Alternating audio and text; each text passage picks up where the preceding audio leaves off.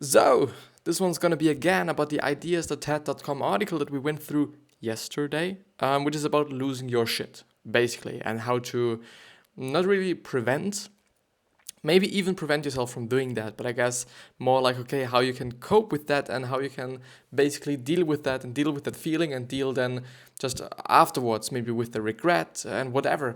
But I guess because this is the second part and because yesterday we started with it, but I assume that this one's going to be better because yesterday I just went through like a little bit of an introduction thing, and today I think there's more like real tips and real kind of solutions for the problems. So yeah, I'll see you after the intro, as always. And and the intro is not working, which is amazing, which is super duper great. It is insane. Super. But I just have to get my blankets. And I'm gonna stop for a bit, just, to let the noise reduction do its work.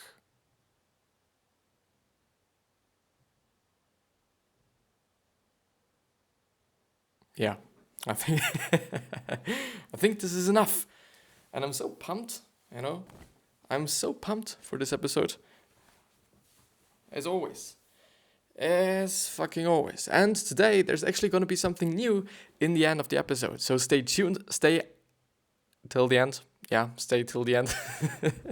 Because there's going to be something new, something epic, something amazing. And I've also just managed to reduce the amount of scenes, as they call it. I'm having an OBS so that I'm not having to scroll and so that I'm actually only having those things that I'm actually using, which is great. Amazing. Amazingly great. But yeah, so let's actually start, let's actually start ahead with this amazing article. Unfortunately, I do not remember where we had stopped yesterday. I've been talking about meta moments, which is, I didn't know that before, but meta actually, for example, if you're having a podcast on podcasts, it is called meta, or just a meta podcast, I assume, because it's a podcast about podcasts. And, if you're writing an article about how to write articles, I think it's also meta. And I didn't know that before I've actually went through an podcast episode from Seth Godin, which is really, really good, or which was really interesting for me, really, really, really. But yeah, where did I stop? It's a little bit of a fucked up thing here. Well, you know what?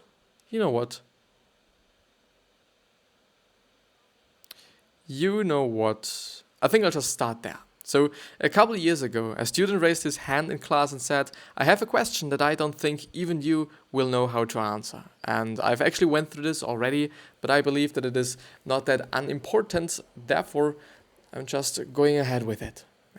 Therefore, I'm just going ahead with it. To say that I was activated is an understatement. Arrogance is a trigger for me. I wanted to reply, I might not know the answer, but remember, I grade your papers. I still find that funny.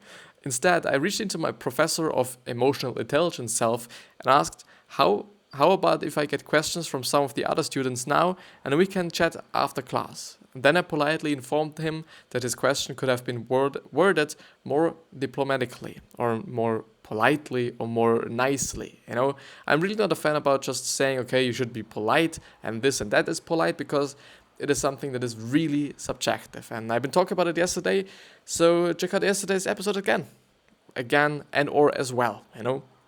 Again, if you forgot about all the content and all of the amazing information that I spread it there, hopefully at least, hopefully. So I took myself out of the moment, visualized my best self as the feelings master, and paused.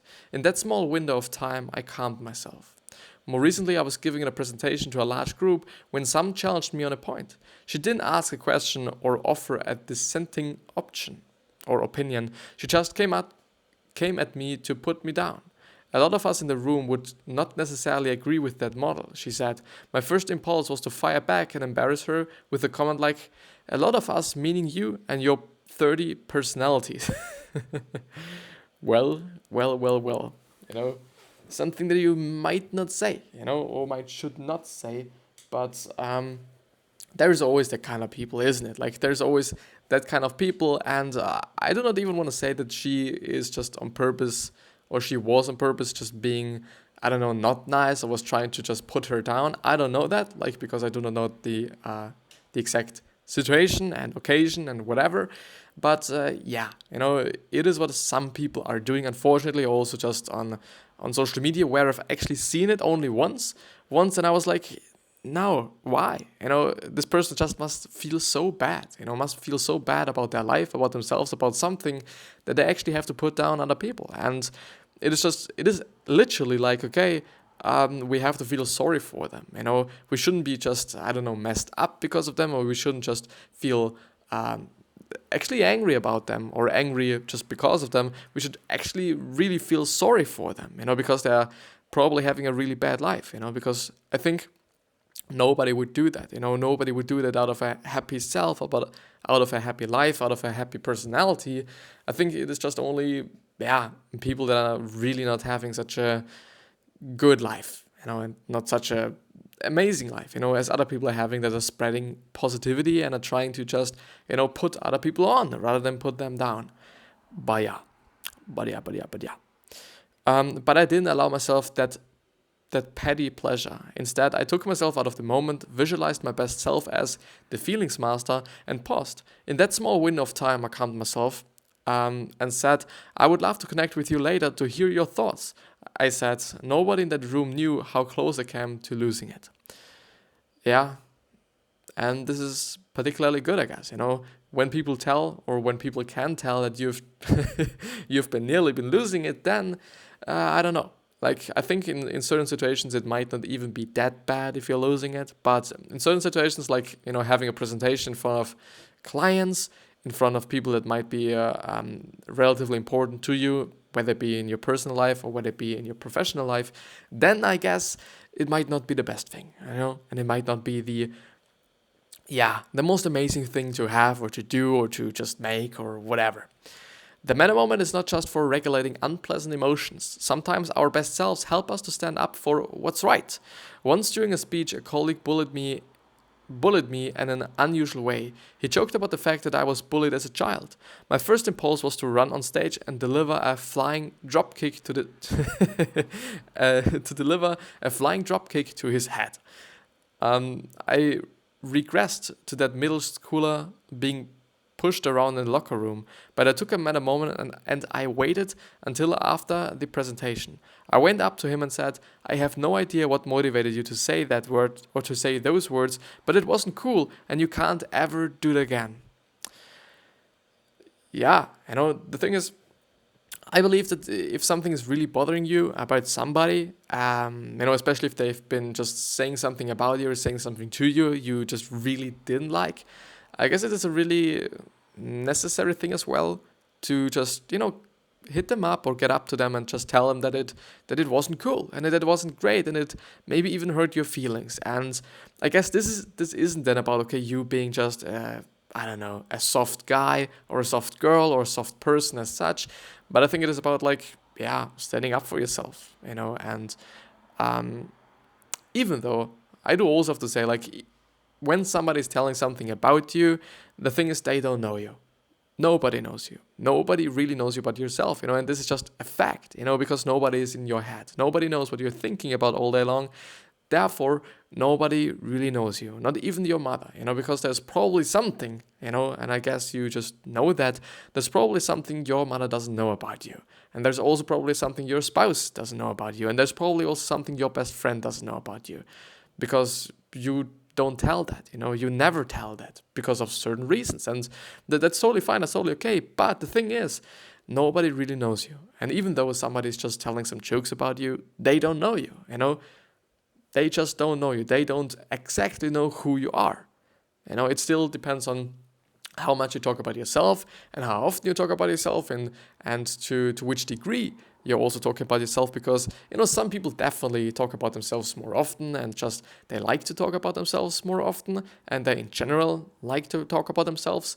But and some people don't, you know, some people don't like that, some people don't do that do that often, but something is for sure, at least for me, people like to talk about themselves. It is what it is.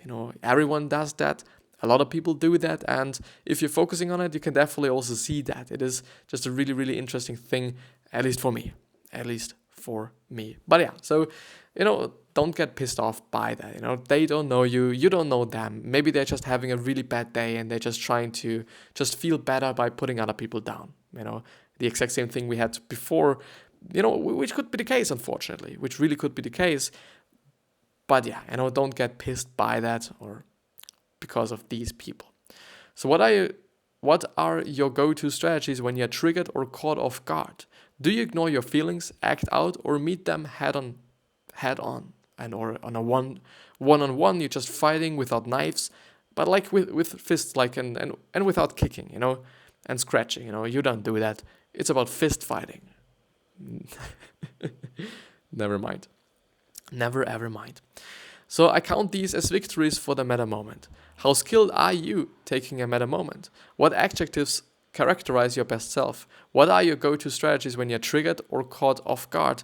Do you ignore your feelings, act out, or meet them head on? When your boss criticizes your work and you feel disappointed, devastated or resentful, how successful are you at taking a meta moment and saying to yourself something like, feedback is a gift, there's always something I can learn.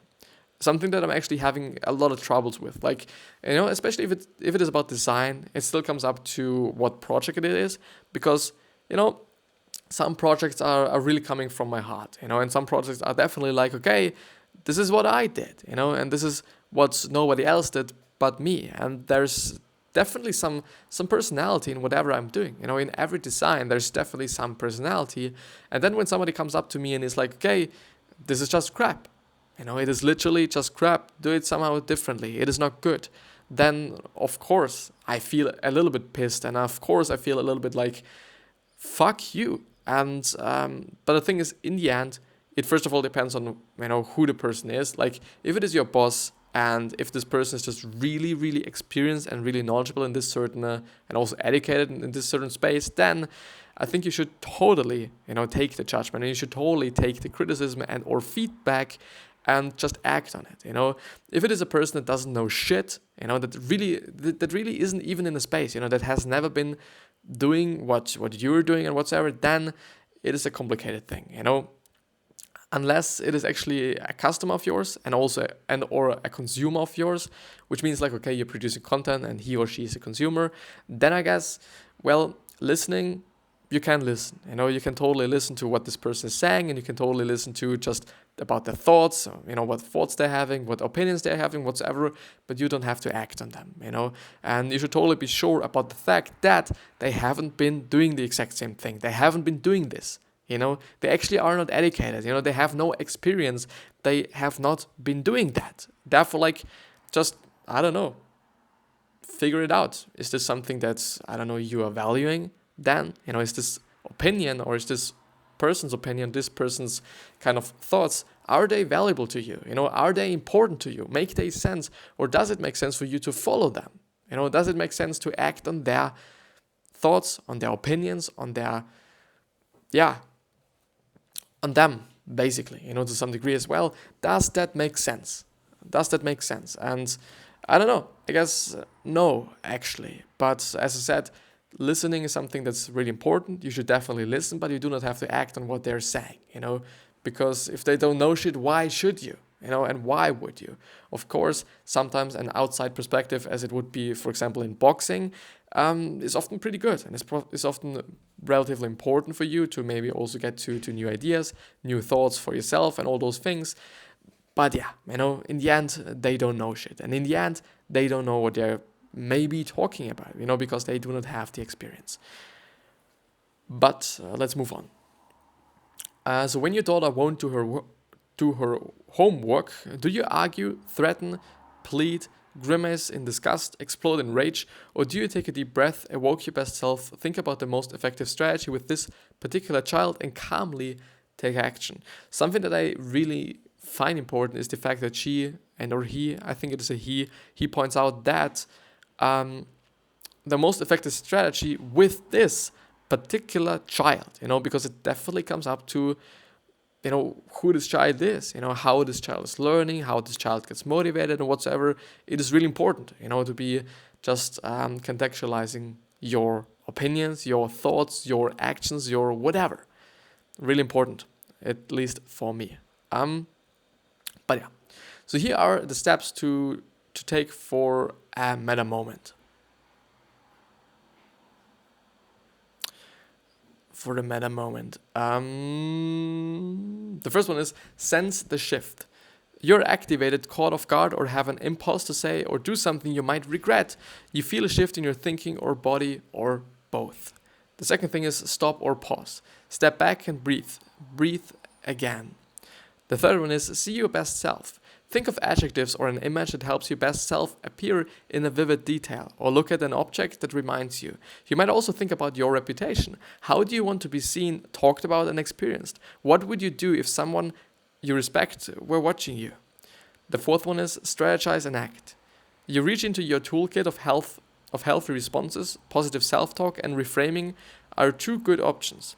And choose the path that will close the gap between your triggered self and your emerging best self. This would always be the last step, of course, There are a few final aspects of this kind of emotion regulation to keep in mind. Because regulation requires brain power, it definitely does, moving from automatic and unhelpful to deliberate and helpful strategies is hard work. It also depends on factors such as diet, exercise and sleep. When we eat poorly, our minds don't function properly. Too much sugar or refined flour can cause our blood glucose to spike and then plummet, which affects cognitive functioning and self-control. Of course, and something I guess that everybody knows is hangry or being hangry. When you're hungry and you're just feeling angry because you're fucking hungry. Something that I know, something that other people know, and it is definitely a fucked up thing, Therefore, I would say, if you know that a certain situation might be a little bit complicated, or a certain situation might be a little bit might just basically force you to just have more power than normally, then I would totally say that you should eat healthy, drink enough, and also eat enough before you're delivering on this speech, presentation, whatever it is, whatever it is about. At least it would make sense to some degree. It would just make sense, And yeah, something that I would do. If you're fasting, then I just really also have to say that you can get used to it, I guess, because for example, I'm fasting for 16 hours, or I intend to do that a day, and it is a good thing, at my point of view. It is a really good thing, but everybody has to just think about it on themselves, because, it is not something that everybody is able to do. For example, if you just, if you are a shift worker then, and you have night shift, then of course, okay, well, I don't know if this is, as possible as just having a normal quote-unquote job, but I don't know. There might be some reasons for why you're not able to do that, but it's also okay. But I guess we human beings, and especially we human beings, are able to really, to really adapt to everything, basically. If it is the weather, and if it is just other people, if it is about our just environment in general, if it is just outside things, we are really able to, but I also think inside things, we are really able to adapt to things relatively quickly. I guess this is just something that we are really good at in general. We are really good at in general. I'm actually hoping that there is no kind of issues with the video in terms of the lag, because I've just seen some overload error message here. I think it should be okay. I think Mike Tyson had it right when he said, everybody has a plan until they get punched in the mouth. Too little physical activity also has a negative effect on mental capacity and moods, as does poor quality or insufficient sleep. Sleep serves a restorative function. When we don't get enough or get too much, we can show more symptoms of anxiety and depression. Inadequate sleep is associated with reduced connections between the brain regions responsible for cognitive control and behavior, and the use of effective emotion regulation strategies. Something that I've definitely also seen, but with speaking, because if I'm just if I'm recording an episode and I haven't been sleeping that well or that much, which is something that, totally can be the case, then often it is the case that I'm really unable to speak properly. Like, I'm really unable, which is something that, of course, pisses you on a little bit, but sleeping less just has the upside of just being able to do more. And this is why I'm doing it. This is why I'm basically consciously sleep depriving myself, because I'm just having an alarm at 6 o'clock every single fucking morning, unless I'm not at home, and I'm just feeling it, I'm just really seeing it, really feeling it that having way too less sleep or having just too less sleep, for me it is, I think, 2 hours or something, which means like, okay, if I'm just sleeping 6 hours a day for a certain amount of time, and if just my day isn't that happy, and if I'm not happy on certain days, then I definitely notice it. I definitely see that. But so also just think about that. Think about you being happy, something that is really important also for that sake. But so we can take 2 other measures to safeguard our overall well-being. The first is to do things we love. And now actually the thing that I've been just talking about comes into play, like being happy. Spend time with family and friends, pursue passions and pastimes. I don't know. Get in touch with our spiritual side, immerse ourselves in nature, read a good book, watch a great movie. We build up cognitive reserves that way, which helps us when emotional turmoil inevitably strikes. Of course, we all need escapism. It is what it is. We all need it, and just really cutting it out for me as well is not working. It's not fully working. I do just need to watch some new YouTube videos from time to time. I just need to surround myself with this escapism and surround myself with just entertaining to some degree. And I just need to do that. And I also believe that everybody needs to do that.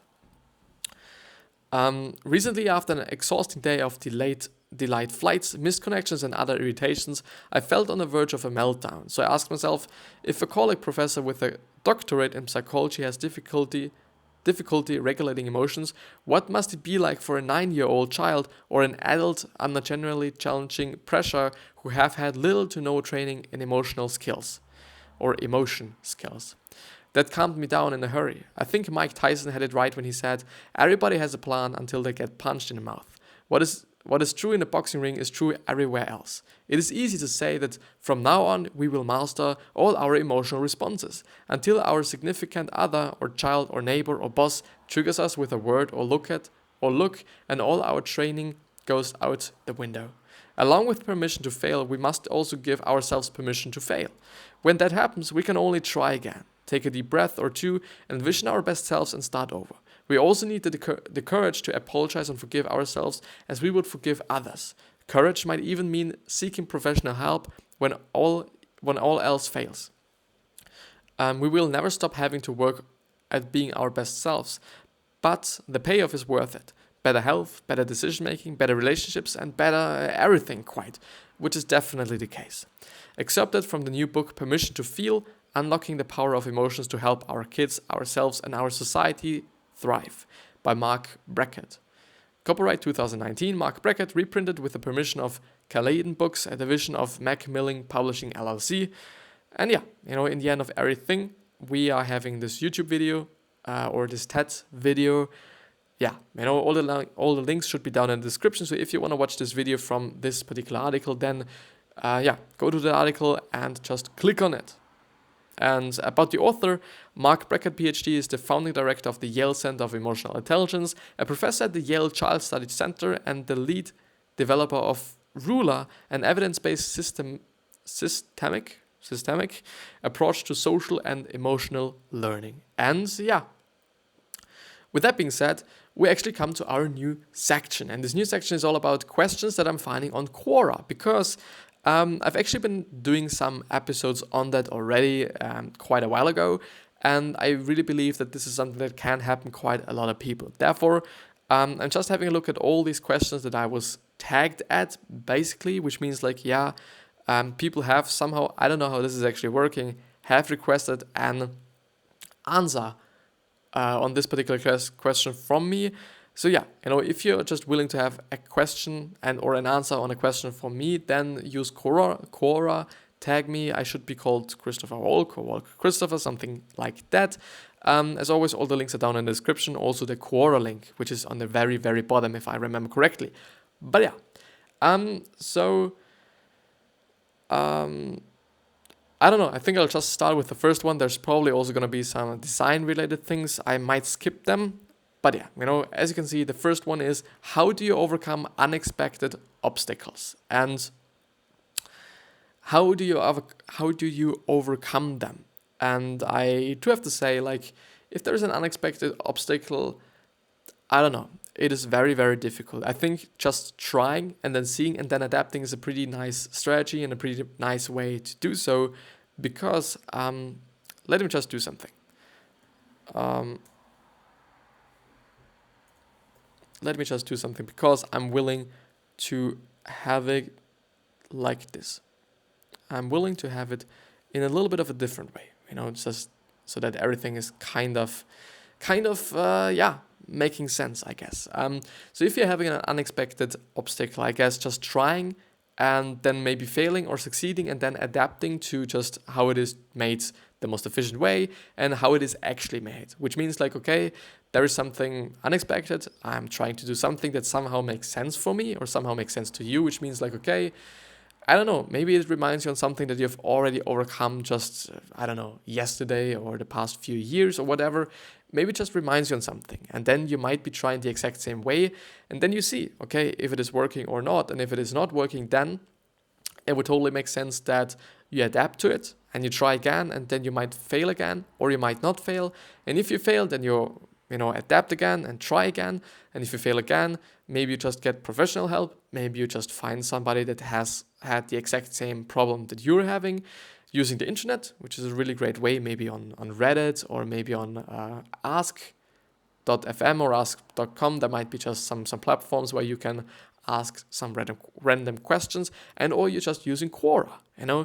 You could also be doing that, which is a really great way. But I would say just think about it and think about it what would make sense, then trying it, then just adapting to it, and then trying again if you fail again, and the whole process again and whatsoever. And if there's really no kind of way that you can find, ask somebody else, ask a friend, ask families, ask maybe for professional help could also be the thing. But yeah, I would say so. And yeah, with that being said, this is going to be the end of the episode. I've been really, really blessed with this episode. It's been really amazing. And I really also have to thank you for going through this with me. So if you've enjoyed it, I would totally just appreciate a subscribing or a subscription, or just subscribe to the YouTube channel. It would just be amazing. And also subscribe to the podcast. All the links are down in the description, which is basically this exact video, only as an audio version for you to save some time. But yeah, I wish you the best health, of happiness, and also success. And also hope that you're going to remind yourself on how you gonna be remembered, which means your legacy, because we totally can control it. We totally can shape it. And still something that I want to point out is that no matter how nice you are and no matter how good you are, there's still going to be someone that might hate you or that might not like you. But yeah. And also think about your purpose and some questions that might help you with that are, what are you trying to change? What are you trying to do? And what is pissing you off the most? What really pisses you off? Then you might even have a business idea. Not only your purpose, but also a business idea that you can pursue. But yeah, with that being said, I wish you the best. Thank you very much. Don't forget to subscribe and like and or rate. And I'll see you the next time, hopefully.